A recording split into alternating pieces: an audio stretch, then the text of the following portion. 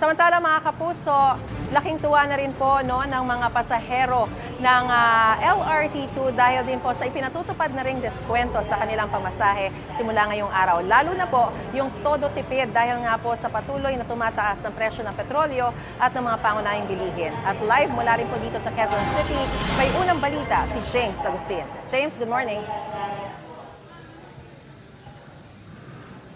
Maris, good morning. Malaking tulong lalo na doon sa mga minimum wage earner na sukin itong LRT2, yung 50% na discount sa pamasahe sa buong linya nito simula ngayong araw. Yung mga nakausap natin ng mga pasahero, sinasabi nila ilalaan na lang sa ibang gastusin yung matitipid nila sa pamasahe.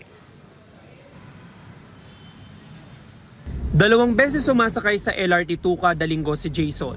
Ang kanyang pamasahe gamit ang beep card mula sa Cubao hanggang Antipolo, 23 pesos. 11 pesos and 50 centavos na lang yan ngayon dahil sa 50% discount sa pamasahe na pinatutupad ng Department of Transportation sa LRT2 para kahit papano yung makatulong sa mga commuter ngayong mataas ang presyo ng produktong petrolyo. Malaking bagay po, syempre, dahil unang-una, nakatipid kami sa pamasahe, especially as na commuter. So, malaking bagay sa amin yung tipid na yun. Saan nyo naisip na ilaan sana sir yung matitipid? Siguro sir, sa pamasahe din. Kasi syempre, nag-LRT, tapos bus pati. So yun, siguro doon na lang din ma-divert. Araw-araw namang suki ng LRT si Rome. Mula sa 21 pesos na pamasahe sa rutang Cubao to Marikina Station, magiging 10 pesos and 50 centavos na lang. For me, it's a good thing po since nagtaas na po talaga yung presyo ng gas. Yung matitipid mo, saan mo ilalaan yun? Sa pagkain, gano'n po. Imagine po 10 pesos araw-araw. Pwede na po sa ibang expenses.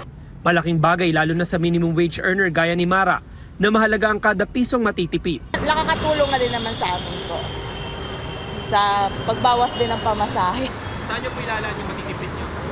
Siyempre po, mga anak din po kasi ako kaya nagtitipid-tipid na din po. Nakapaskil na ang discounted fare matrix sa bawat estasyon. Sa single journey ticket, 8 pesos hanggang 18 pesos depende sa destinasyon.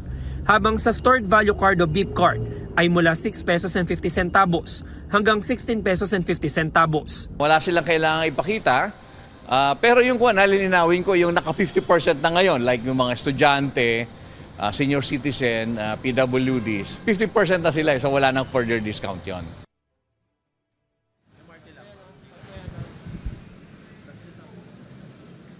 Samantala Maris, sa tala ng LRTA, umaabot sa 210,000 yung mga pasahero na daily average na sumasakay sa buong linya nitong LRT2. Mula po araw ng Lunes yan hanggang Linggo. Yan yung bilang na inaasahan ng LRTA na makikinabang araw-araw dito sa 50% na discount sa pamasahe. Yan manilitas mula po dito sa Cubao sa Quezon City. Ako po si James Agustin para sa GMA Integrated News. Igan, mauna ka sa mga balita, mag-subscribe na sa GMA Integrated News sa YouTube para sa iba't ibang ulat sa ating bansa.